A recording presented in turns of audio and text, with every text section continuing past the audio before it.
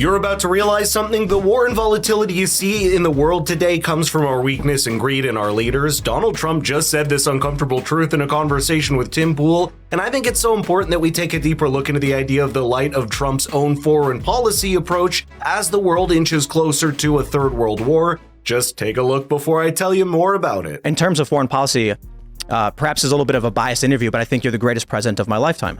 Oh, I appreciate it. And ending the wars that we should not have been involved in. Now the fear is World War III. Yeah. What are you looking at when you enter your next term to stopping the escalation? Well, first of all, I'm the only one that is going to stop World War III, because this man can't put two sentences together. He doesn't know what he's doing, doesn't know where he is. And amazingly, it seems like he's going to be running. You know, it's a lot of people say, do you think he'll make it to the starting gate? Well, we'll see what happens. When you look at Ukraine, that would have never happened if I were president.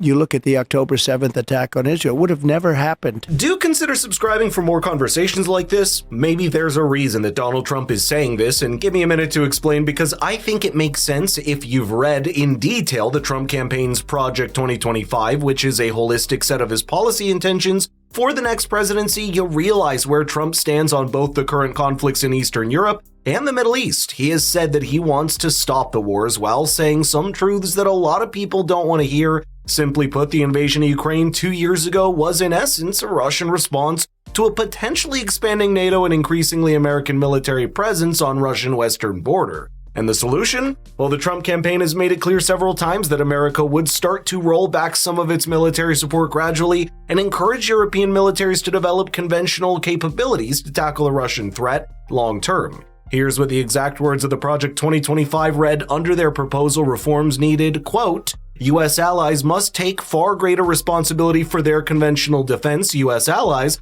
must play their part not only in dealing with China, but also in dealing with threats from Russia, Iran, and North Korea. Transform NATO so that U.S. allies are capable of fielding the great majority of the conventional forces required to deter Russia while relying on the United States primarily for our nuclear deterrent, and select other capabilities while reducing the U.S. force posture in Europe. Is that the perfect solution? Well, there are no perfect solutions. What counts right now is to slowly walk back from the edge of World War III, and I was surprised at Donald Trump's geopolitical understanding when he said that both Ukraine and Russia, quote, want to save face and they want a way out. It's hard to disagree, because more likely than not, Ukraine is going to lose some of its territory to Russia, while Putin will have to accept quietly walking back from the conflict and try to reignite with the rest of the world economically. But here's the blunt truth. A president of the United States that's perceived as weak cannot make that happen, because both sides would be looking to exploit that weakness, whether that be Putin trying to move further west or Zelensky wanting $100 billion more in military aid. Donald Trump can be someone to put his foot down and refuse to give in to the many interest groups and lobbies that want these wars to go on. Taking them to their eventual conclusion could be possible. As Vivek Ramaswamy once said in the Republican debates last year, Putin doesn't trust the United States, but he trusts that the US will look out for its own interests. If those interests are made clear from the start rather than putting on a front of supposedly fighting for democracy in Ukraine, Trump might actually pull through on that promise. I look at your policies, I see secure the borders, bring jobs back. I look at the Democrats and many Republicans, and it's foreign war and foreign expansion. That's right. What is that? I think it's just a failed mentality. It's crazy. You can solve problems over a telephone. Instead, they start dropping bombs. I see recently they're dropping bombs all over Yemen. You don't have to do that. You can talk in such a way where they respect you and they listen to you. Viktor Orban of Hungary, you know, the leader, they call him a strong man. Who cares if he's a strong man or not a strong man? He's a very powerful guy. He said the problem the world has is that Donald Trump is no longer president. When he was president, China didn't play around, Russia didn't play around, nobody played around. And we had no problems. Today, the whole world is on fire. That's the thing about wars. They happen when there's a power vacuum left that another nation wants to occupy. And it's kind of paradoxical because the United States has a very sizable military presence across Europe, on top of what is called a nuclear umbrella for ally nations, which is basically a guarantee to defend them against nuclear attacks or nuclear blackmail. And yet the true power vacuum with America on the world stage today lies in rhetoric and narrative, which just goes to show how powerful they are in global geopolitics. For example, in January of 2022, which was just 3 months before the Russian invasion, Joe Biden made this public gaffe that almost appeared to allow Putin to make a minor incursion into Ukraine without the same consequences as a potential full invasion. Russia will be held accountable. if it invades, and it depends on what it does. It's one thing if it's a minor incursion and then we end up having a fight about what to do and not do, et cetera. But if they actually do what they're capable of doing with the force amassed on the border, it is going to be a disaster for Russia.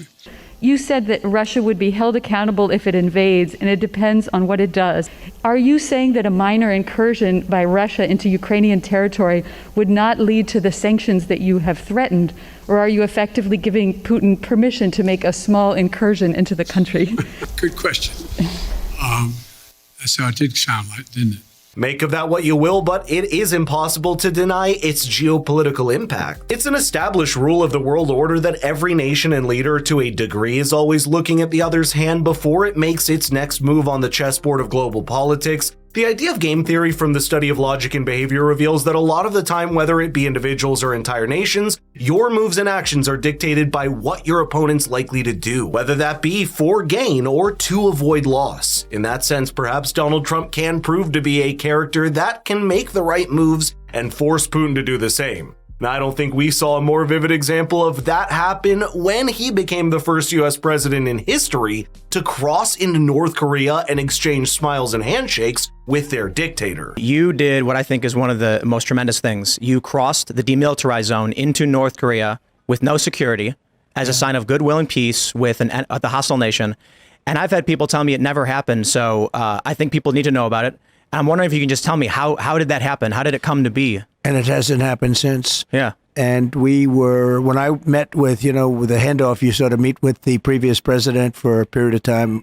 The meeting lasted for quite a while. With President Obama, you sit in the Oval Office and you talk, and the press is outside, and you talk for a little while. He said the single greatest threat we have is North Korea.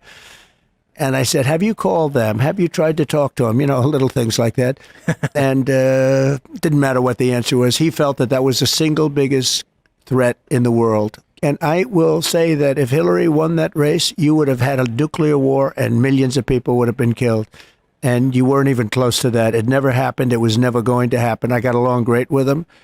And it just never was going to happen. You probably remember the ridicule he received for supposedly exchanging love letters with Kim Jong-un, but much of the world would rather have that than the multiple wars that have flared up today. And despite the fear-mongering we see around a second Donald Trump presidency, as it regards the world stage, perhaps it makes more sense to be scared of where the world stands right now. I think this brief conversation of Donald Trump and Tim Pool serves to enlighten a relatively more cool and rational mind on foreign policy, with Trump that some people may not recognize given the popular media coverage. And that's why we're seeing a lot of people that would rather take the harsh rhetoric over a world that's on fire.